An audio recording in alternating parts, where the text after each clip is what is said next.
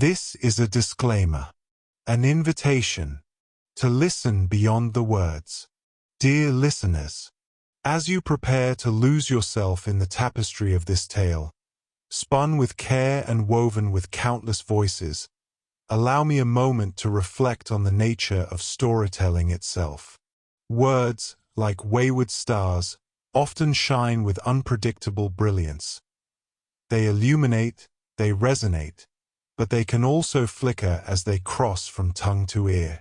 In this telling, where the art of the spoken word meets the boundless intricacies of language, there may be an occasional note that rings unexpected, a pronunciation shaped by a performer's unique cadence, a name rendered slightly different than imagined, a rhythm that dances to its own tune. These moments are not flaws, but gentle reminders of the heart behind the performance, breathing life into the story in its own vivid way. Rather than distractions, consider them the creases in an ancient map, the character of a voice etched with the echoes of the world it seeks to bring alive. They are the marks of a tale well told, alive with the imperfections that makes human. Lean into the magic, allow the story to wash over you, and trust that, no matter the shape of each word, the soul of the journey remains unchanged. Your willingness to listen with an open heart is the truest magic of all. The Adventure of the Veiled Lodger by Sir Arthur Conan Doyle. When one considers that Mr. Sherlock Holmes was in active practice for 23 years, and that during 17 of these I was allowed to cooperate with him and to keep notes of his doings, it will be clear that I have a mass of material at my command. The problem has always been, not to find, but to choose. There is the long row of yearbooks which fill a shelf, and there are the dispatch cases filled with documents, a perfect quarry for the student, not only of crime, but of the social and official scandals of the late Victorian era. Concerning these latter, I may say that the writers of agonized letters, who beg that the honor of their families or the reputation of famous forebears may not be touched, have nothing to fear. The discretion and high sense of professional honor which have always distinguished my friend are still at work in the choice of these memoirs, and no confidence will be abused. I deprecate, however, in the strongest way the attempts which have been made lately to get at and to destroy these papers. The source of these outrages is known, and if they are repeated I have Mr. Holmes's authority for saying that the whole story concerning the politician, the lighthouse and the trained cormorant will be given to the public.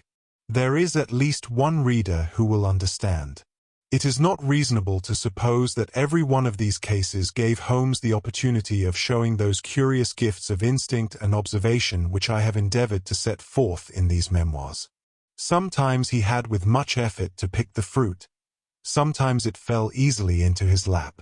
But the most terrible human tragedies were often involved in these cases which brought him the fewest personal opportunities, and it is one of these which I now desire to record. In telling it, I have made a slight change of name and place, but otherwise the facts are as stated. One forenoon, it was late in 1896, I received a hurried note from Holmes asking for my attendance. When I arrived, I found him seated in a smoke-laden atmosphere, with an elderly, motherly woman of the buxom landlady type in the corresponding chair in front of him. "This is Mrs. Merrilow, of South Brixton," said my friend, with a wave of the hand. "Mrs. Merrilow does not object to tobacco, Watson, if you wish to indulge your filthy habits. Mrs. Merrilow has an interesting story to tell which may well lead to further developments in which your presence may be useful. Anything I can do. You will understand, Mrs. Merrilow, that if I come to Mrs. Rondeur I should prefer to have a witness. You will make her understand that before we arrive." "Lord bless you, Mr. Holmes," said our visitor. "She is that anxious to see you that you might bring the whole parish at your heels. Then we shall come early in the afternoon. Let us see that we have our facts correct before we start. If we go over them it will help Dr. Watson to understand the situation. You say that Mrs. Rondeur has been your lodger for 7 years and that you have only once seen her face. "And I wish to God I had not," said Mrs. Merrilow. "It was, I understand, terribly mutilated." "Well, Mr. Holmes, you would hardly say it was a face at all. That's how it looked. Our milkman got a glimpse of her once peeping out of the upper window, and he dropped his tin and the milk all over the front garden. That is the kind of face it is. When I saw her, I happened on her unawares. She covered up quick, and then she said, 'Now, Mrs. Merrilow, you know at last why it is that I never raise my veil.' Do you know anything about her history?" "Nothing at all." "Did she give references when she came?" "No, sir, but she gave hard cash, and plenty of it. A quarter's rent right down on the table in advance and no arguing about terms. In these times a poor woman like me can't afford to turn down a chance like that." "Did she give any reason for choosing your house?" "Mine stands well back from the road and is more private than most. Then, again, I only take the one, and I have no family of my own. I reckon she had tried others and found that mine suited her best. It's privacy she is after, and she is ready to pay for it. You say that she never showed her face from first to last save on the one accidental occasion. Well, it is a very remarkable story, most remarkable, and I don't wonder that you want it examined." "I don't, Mr. Holmes. I am quite satisfied so long as I get my rent. You could not have a quieter lodger, or one who gives less trouble." "Then what has brought matters to a head?" "Her health, Mr. Holmes. She seems to be wasting away, and there's something terrible on her mind. 'Murder,' she cries. 'Murder!' And once I heard her, 'You cruel beast! You monster!' she cried. It was in the night, and it fair rang through the house and sent the shivers through me. So I went to her in the morning. 'Mrs. Rhonda,' I says, 'if you have anything that is troubling your soul, there's the clergy,' I says, 'and there's the police. Between them you should get some help. For God's sake, not the police,' says she, 'and the clergy can't change what is past.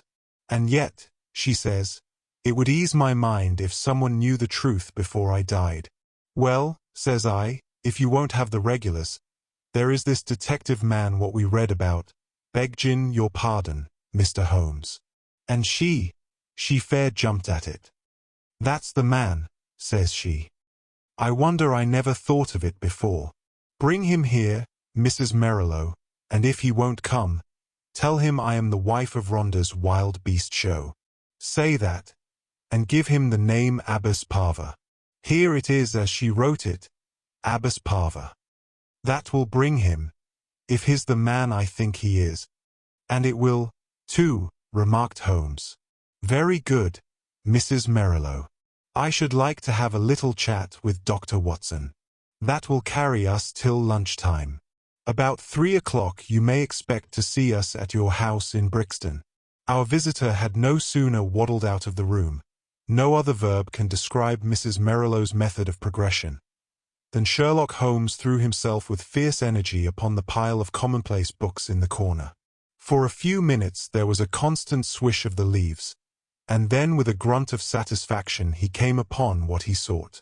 So excited was he that he did not rise, but sat upon the floor like some strange Buddha, with crossed legs, the huge books all round him, and one open upon his knees. The case worried me at the time, Watson. Here are my marginal notes to prove it. I confess that I could make nothing of it, and yet I was convinced that the coroner was wrong. Have you no recollection of the Abbess Parva tragedy? None, Holmes. And yet you were with me then. But certainly my own impression was very superficial, for there was nothing to go by, and none of the parties had engaged my services. Perhaps you would care to read the papers. Could you not give me the points? That is very easily done. It will probably come back to your memory as I talk. Rhonda, of course, was a household word. He was the rival of Wombwell, and of Sanger, one of the greatest showmen of his day. There is evidence, however, that he took to drink, and that both he and his show were on the downgrade at the time of the great tragedy. The caravan had halted for the night at Abbasparva, which is a small village in Berkshire, when this horror occurred. They were on their way to Wimbledon, traveling by road, and they were simply camping, and not exhibiting, as the place is so small a one that it would not have paid them to open. They had among their exhibits a very fine North African lion. Sahara King was its name, and it was the habit, both of Rondeur and his wife, to give exhibitions inside its cage. Here, you see, is a photograph of the performance, by which you will perceive that Rondeur was a huge porcine person and that his wife was a very magnificent woman. It was deposed at the inquest that there had been some signs that the lion was dangerous, but, as usual, familiarity begat contempt, and no notice was taken of the fact. It was usual for either Rondeur or his wife to feed the lion at night. Sometimes one went, sometimes both, but they never allowed anyone else to do it, for they believed that so long as they were the food carriers he would regard them as benefactors, and would never molest them. On this particular night, 7 years ago, they both went, and a very terrible happening followed, the details of which have never been made clear. It seems that the whole camp was roused near midnight by the roars of the animal and the screams of the woman. The different grooms and employees rushed from their tents, carrying lanterns, and by their light an awful sight was revealed. Rondeur lay, with the back of his head crushed in and deep claw marks across his scalp, some 10 yards from the cage, which was open. Close to the door of the cage lay Mrs. Rondeur, upon her back, with the creature squatting and snarling above her. It had torn her face in such a fashion that it was never thought that she could live. Several of the circus men, headed by Leonardo, the strongman, and Griggs, the clown, drove the creature off with poles, upon which it sprang back into the cage, and was at once locked in. How it had got loose was a mystery. It was conjectured that the pair intended to enter the cage, but that when the door was loosed the creature bounded out upon them. There was no other point of interest in the evidence, save that the woman in a delirium of agony kept screaming, "Coward! Coward!" as she was carried back to the van in which they lived. It was 6 months before she was fit to give evidence, but the inquest was duly held, with the obvious verdict of death from misadventure. "What alternative could be conceived?" said I. "You may well say so." And yet there were 1 or 2 points which worried young Edmonds, of the Berkshire Constabulary. A smart lad that. He was sent later to Allahabad. That was how I came into the matter, for he dropped in and smoked a pipe or 2 over it. A thin, yellow-haired man. Exactly. I was sure you would pick up the trail presently. But what worried him? Well, we were both worried. It was so deucedly difficult to reconstruct the affair. Look at it from the lion's point of view. He is liberated. What does he do? He takes half a dozen bounds forward, which brings him to Rondeur. Rondeur turns to fly. The claw marks were on the back of his head, but the lion strikes him down. Then, instead of bounding on and escaping, he returns to the woman, who was close to the cage, and he knocks her over and chews her face up. Then, again, those cries of hers would seem to imply that her husband had in some way failed her. What could the poor devil have done to help her? You see the difficulty. Quite. And then there was another thing. It comes back to me now as I think it over. There was some evidence that, just at the time the lion roared and the woman screamed, a man began shouting in terror. This man Rondeur, no doubt.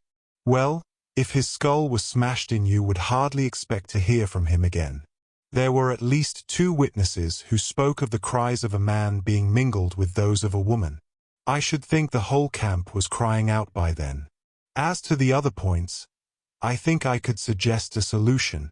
I should be glad to consider it. The 2 were together, 10 yards from the cage, when the lion got loose. The man turned and was struck down. The woman conceived the idea of getting into the cage and shutting the door. It was her only refuge. She made for it, and just as she reached it, the beast bounded after her and knocked her over. She was angry with her husband for having encouraged the beast's rage by turning. If they had faced it, they might have cowed it. Hence her cries of "Coward!" Brilliant, Watson. Only one flaw in your diamond. What is the flaw, Holmes?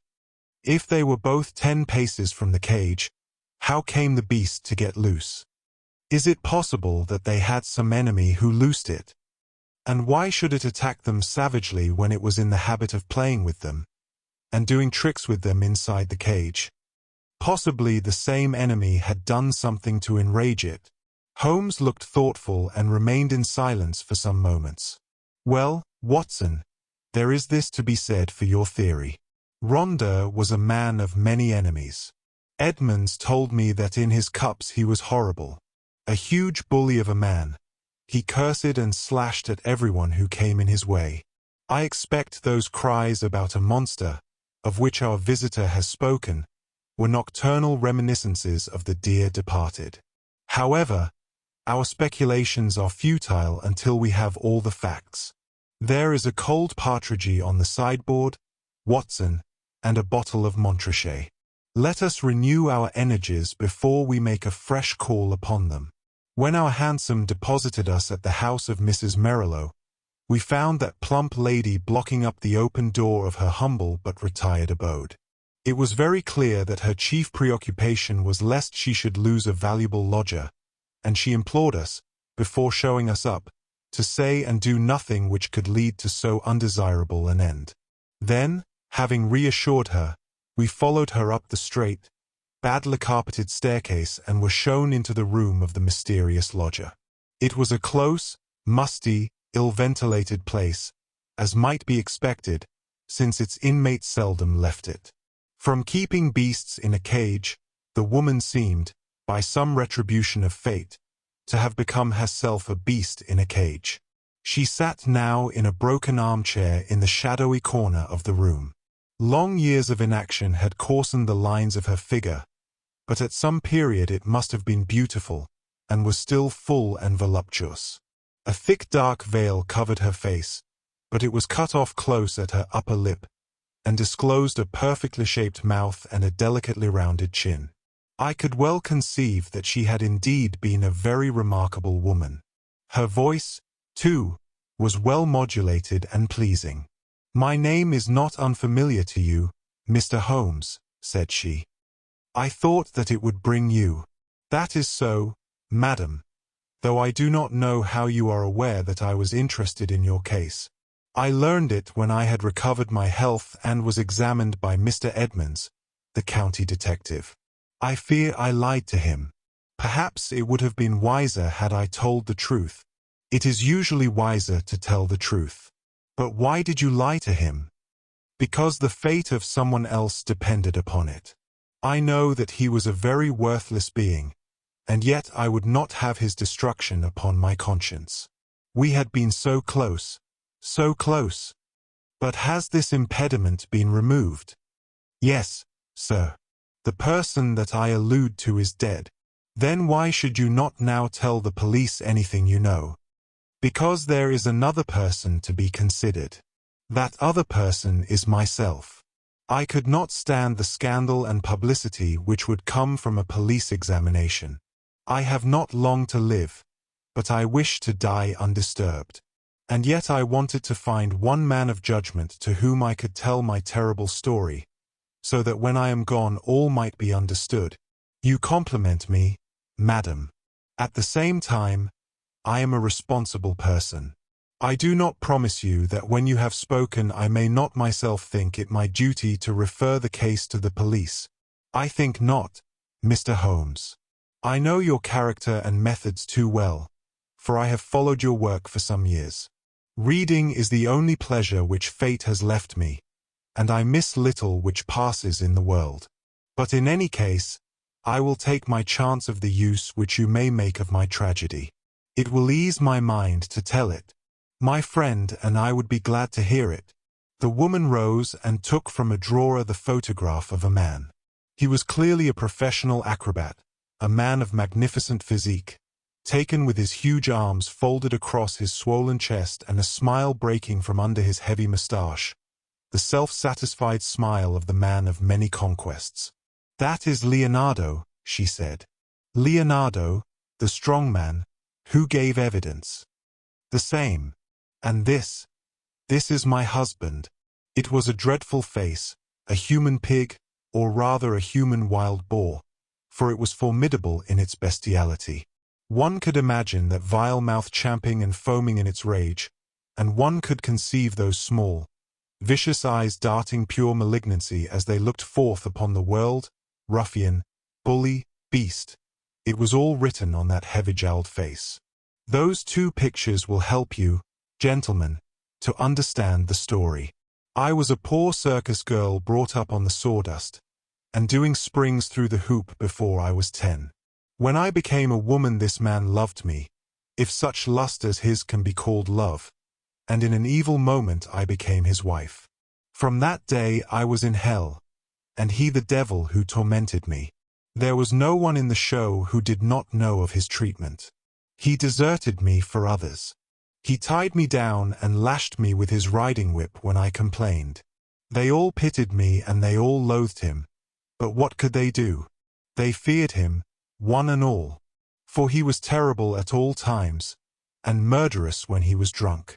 Again and again he was had for assault, and for cruelty to the beasts, but he had plenty of money and the fines were nothing to him.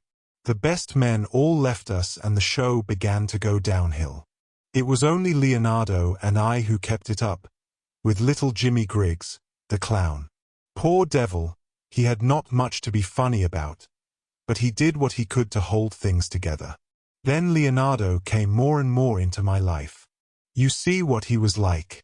I know now the poor spirit that was hidden in that splendid body, but compared to my husband he seemed like the angel Gabriel. He pitied me and helped me, till at last our intimacy turned to love. Deep, deep, passionate love, such love as I had dreamed of but never hoped to feel. My husband suspected it, but I think that he was a coward as well as a bully, and that Leonardo was the one man that he was afraid of. He took revenge in his own way by torturing me more than ever. One night my cries brought Leonardo to the door of our van. We were near tragedy that night, and soon my lover and I understood that it could not be avoided. My husband was not fit to live. We planned that he should die. Leonardo had a clever, scheming brain.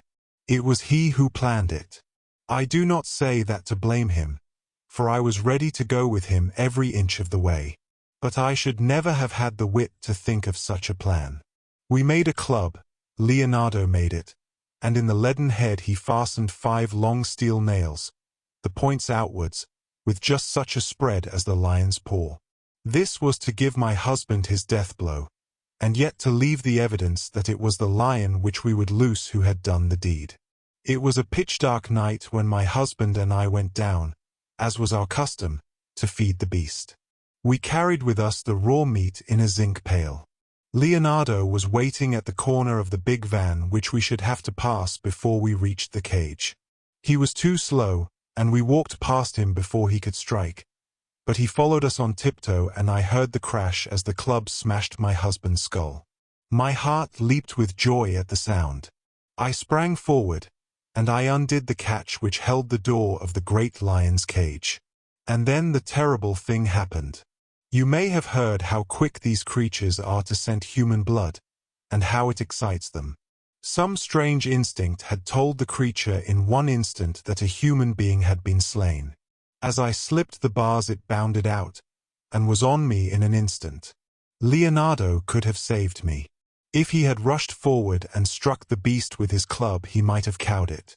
But the man lost his nerve. I heard him shout in his terror, and then I saw him turn and fly. At the same instant the teeth of the lion met in my face.